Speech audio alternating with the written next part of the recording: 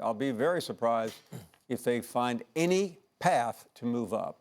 They are not done completely. To say they're out of it would be incorrect, but they need chaos and carnage everywhere.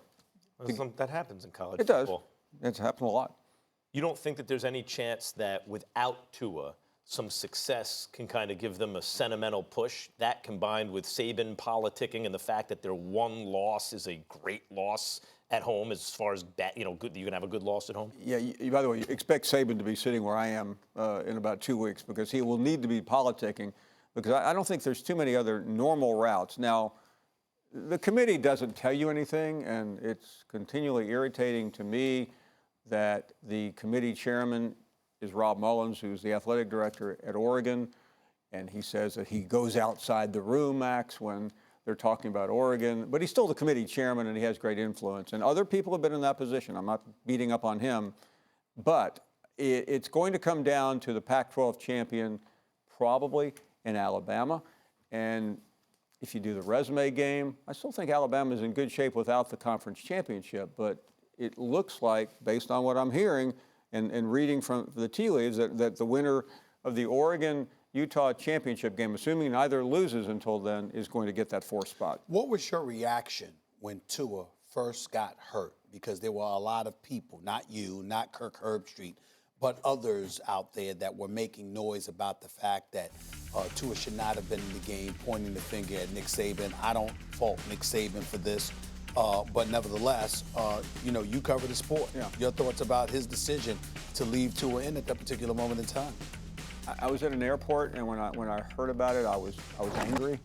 And I think Stephen A., we're all human beings. We blame the most obvious person, which is Nick Saban. But and I think Saban in the moment at halftime did not acquit himself very well.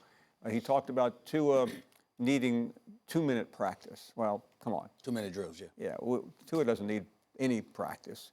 But I think as I talked to people close to the situation, reported on it, I discovered that a lot of people were at fault, but ultimately nobody was at fault. It's wrong to say Nick Saban did this, because Nick Saban is the head coach. He had a green light from the medical staff. And people inside that program tell me that Saban went to Tua that morning, and I know every player wants to play, but Tua said, I'm ready to go. I'm very capable of going. Saban could have pulled him, but that's not what coaches do. They let players go the first half, and then they come out. Paul, this is huge when you really think about Alabama maybe missing the playoff, because I think of Nick Saban, who's the greatest coach in the history of college football, in my opinion. And the next time he'll get a bite at the apple will be the last time before he's 70 years old. True. They just got the brakes beat off them in the national title game. If they miss the playoff this year, and then what I just said, at least last time before he's 70 is next year, what does this mean about Alabama and Nick Saban? I think it's a very fair question, Max, and you also have to factor in that not only LSU, but possible LSU and Georgia are both going to be in the playoffs. May happen, may not happen, but it could. And those are his 2 biggest enemies right now in recruiting. And as someone who covered the end of what we used to think was the greatest coach of all time, Bear Bryant, he got hit at the end in recruiting. He started losing key players.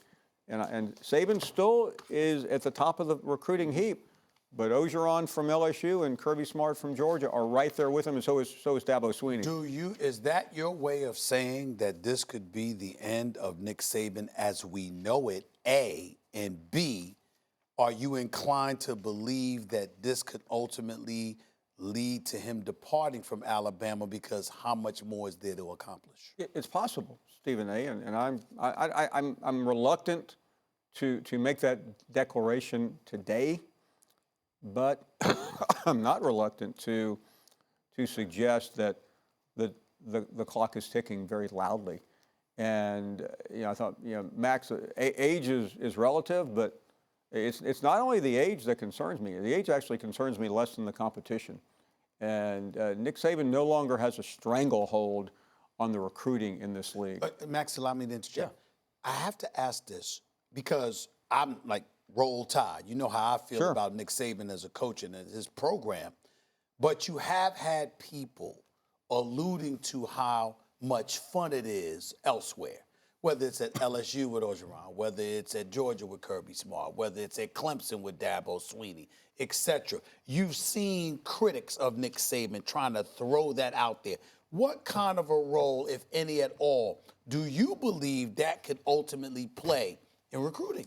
I think it could be very big. Stephen A., I think Nick Saban's greatest enemy today is the transfer portal, because every player who doesn't like where he is say, I'm getting out of here, and there's almost nothing you can do about that. And listen, Nick Saban didn't become the greatest coach in college football history by being a nice guy. I mean, he's not a nice guy. He's a football coach, and he runs his program in a certain manner. But players nowadays do what they want to do, and if they don't like what they hear, they're getting out of there. And you take a look at the transfer portal. I mean, it looks like the Manhattan phone yellow pages right now. There are so many names. Alabama specifically, or Well, no, just all over across the the league, board. yeah. But Alabama's lost a couple of players. And this is not about Jalen Hurts. He left for different reasons. But a player left the other day who was very talented. A lot of player movement. There is Paul, real quick before we enormous get out player of here. movement. So Ohio State's big favorite over Penn State. Let's say Penn State scores the upset. Do they simply replace Ohio State as one of the teams ahead of Alabama, or is that one of Alabama's paths in? It's complicated, because then you have to figure out, how does Ohio State end up in the Big Ten championship game? So Ohio State can afford a loss, but it's not this week. This would be a bad loss for them because of the division. They could lose to Michigan. Imagine that, Jim Harbaugh beating Ohio Finally. State. And it really not Imagine costing that, Ohio State that much if they win the championship game. Imagine that. Could happen. It could happen. Did I say that? Yes, you did. Thanks for watching ESPN on YouTube. For more sports highlights and analysis, be sure to download the ESPN app. And for live streaming sports and premium content, subscribe to ESPN+.